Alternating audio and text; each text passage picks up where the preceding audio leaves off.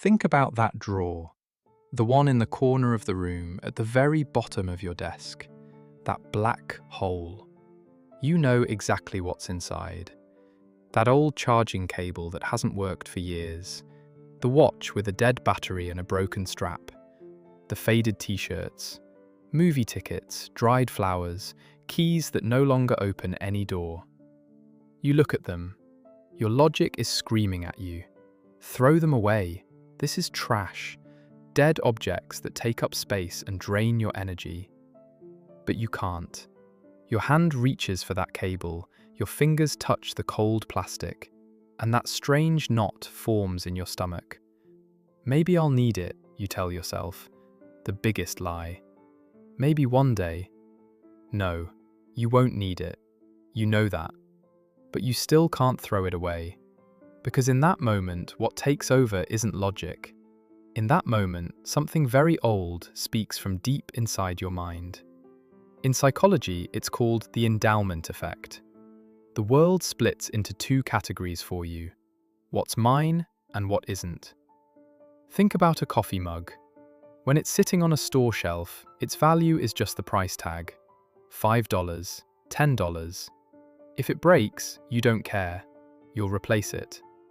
But the moment you buy that mug, the moment you bring it home, the moment you take your first sip from it, something changes.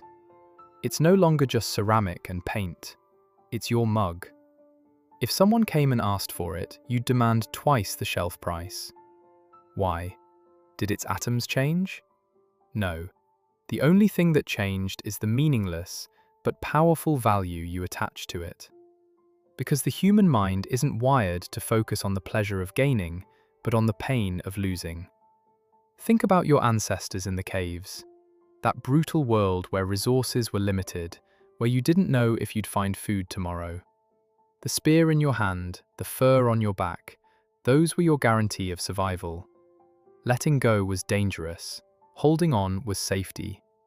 Today you live in the modern world. Everything is within reach. But your brain still runs on that old survival system. When you throw that broken charging cable away, you're not just throwing away plastic. It feels like you're ripping a piece of yourself out. That voice that whispers, "If I let go, I'll be harmed," is still inside you. And the real problem is this. It doesn't stay limited to objects. It seeps into your relationships. It seeps into your beliefs. You stay in that relationship that's slowly rotting you just because you've spent years on it. I put so much effort into this. If I leave now, it will all be wasted, you tell yourself. That relationship is hurting you, but the feeling of, "this is my relationship," keeps you trapped. Think about an idea you've defended for years. Deep down, maybe you can already see that it's wrong, but you can't let it go, because you claimed it once. Letting it go feels like losing. This is blindness, a trap your own mind built. That dangerous stage where what you own begins to control you. And you've clenched your fists so tightly that you can't hold the new opportunities life is offering you. Now let's do an experiment. In your mind, take that object you love so much, the one you say you could never give up. Feel its weight in your hand. Then imagine it slowly disappearing, evaporating into the air. What do you feel?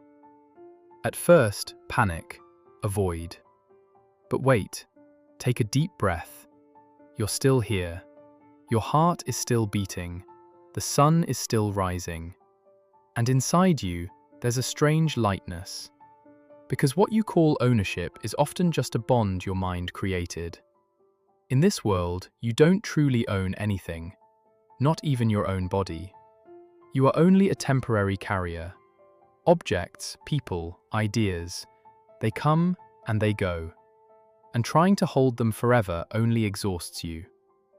True wealth isn't measured by what you possess, but by what you can let go of in peace. Now get up. Go to that drawer. Take those objects one by one, not with fear and instinct, but with awareness and calm. And let them go. Let them go so your hands can open again. Remember, The things you think you own are sometimes the chains holding you.